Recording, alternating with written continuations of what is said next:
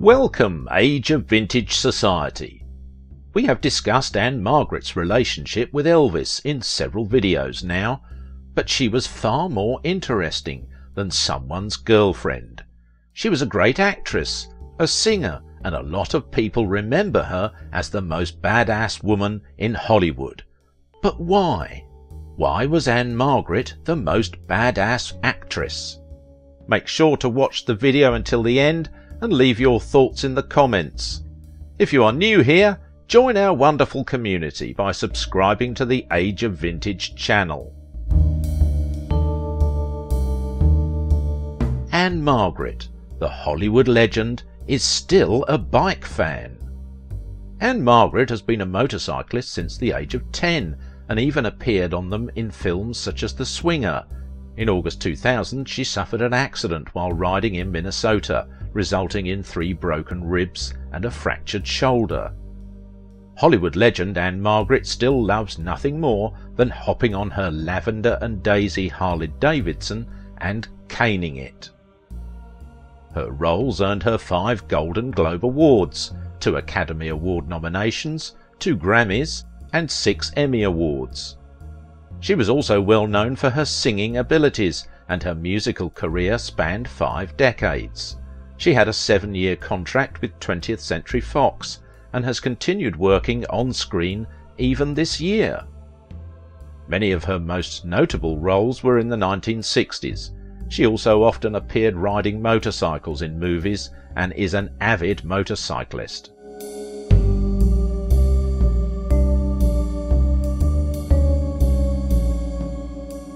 Ann-Margret looks damn good on a motorcycle.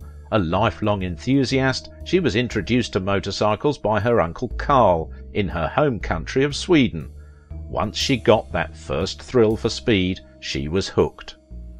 During the 1960s, Ann-Margret would often be found riding a Triumph motorcycle, and she even appeared in advertisements for the company.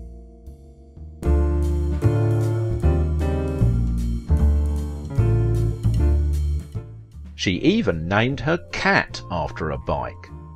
Ann-Margret has always been a massive cat lover and has confessed to owning 9 of them at one time. Her current cat, Harley, is aptly named after her favourite motorcycle brand, Harley-Davidson. She customised her motorbike. After receiving a Harley-Davidson motorcycle as a gift from actor Burt Reynolds, Ann-Margret had the bike painted lavender with white lettering, enclosing the Harley-Davidson logo in white daisies. So, what does Burt Reynolds have to do with motorcycles and motorcycling? Not much, really. He starred in a couple of films where his character rode, including The Execrable Cop and a Half, and he owned some Harleys on and off, but he wasn't known as a big motorcycle guy like, say, Steve McQueen. Does that matter? Not really. He was a hell of an actor and a cool guy, and he made a lot of movies that I, and millions of gearheads like me, love dearly. Motorcycle related or not, that's enough for me.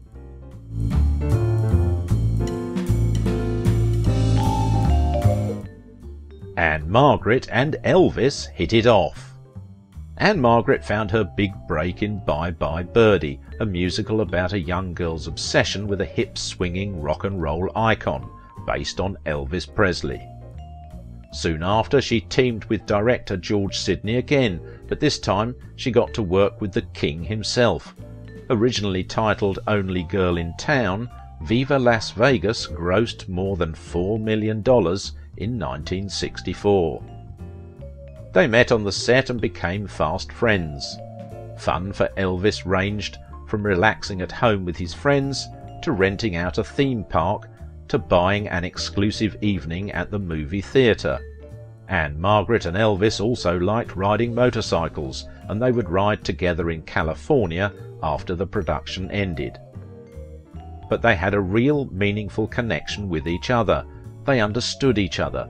They both come from small towns. They both loved motorcycles, and they both were uncomfortable in their spotlight of Hollywood.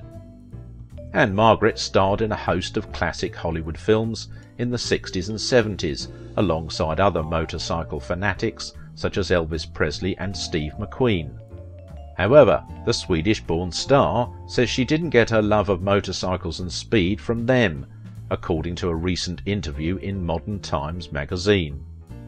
My uncle rode bikes, and when I was a young child we lived very close to the Norwegian border, so we'd travel from my village all the way over among the fjords and mountains, she says in an interview. I loved it, and later when I saw the wild ones with Marlon Brando, it just blew me away. I had to have a motorcycle. My father owned an Indian motorcycle, so he really couldn't say anything when I wanted one of my own.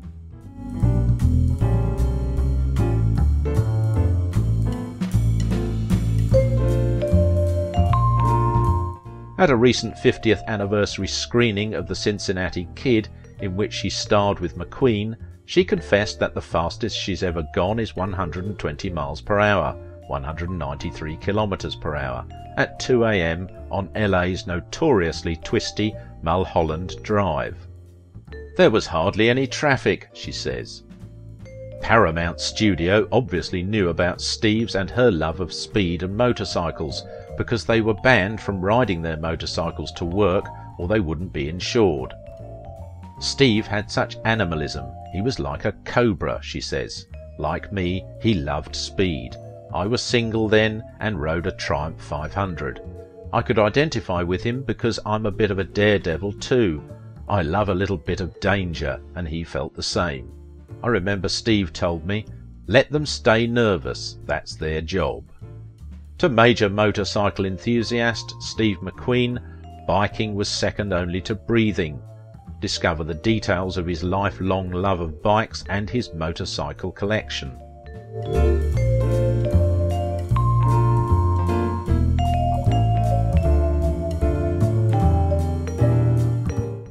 McQueen on two wheels.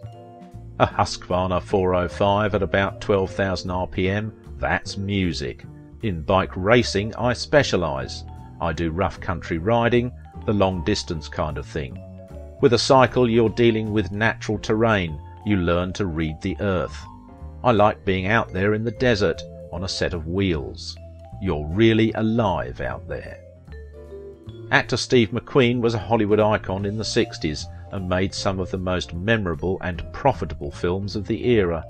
McQueen is probably best known by car fans for his part alongside that iconic Mustang in Bullitt.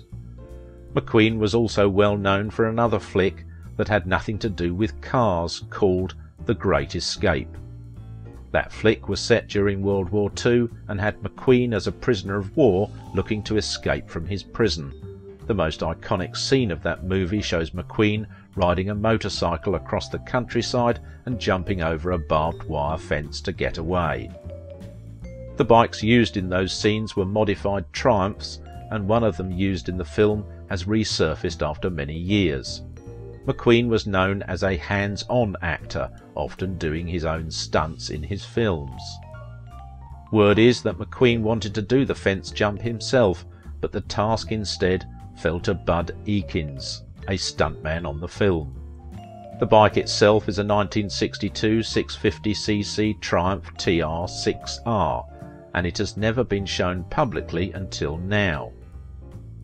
Ann-Margret says she never watches her movies and has seen The Cincinnati Kid just once in the past 50 years, preferring to go for a ride on a Harley. In 2000, Ann-Margret got into a serious accident while riding in Minnesota as Grand Marshal for an NHRA event. She veered off into a sandy patch, hit a rock, and was thrown from her motorcycle. She suffered a fractured shoulder and 3 broken ribs. However, that didn't stop her, and Ann-Margret continues to be a badass on a motorcycle.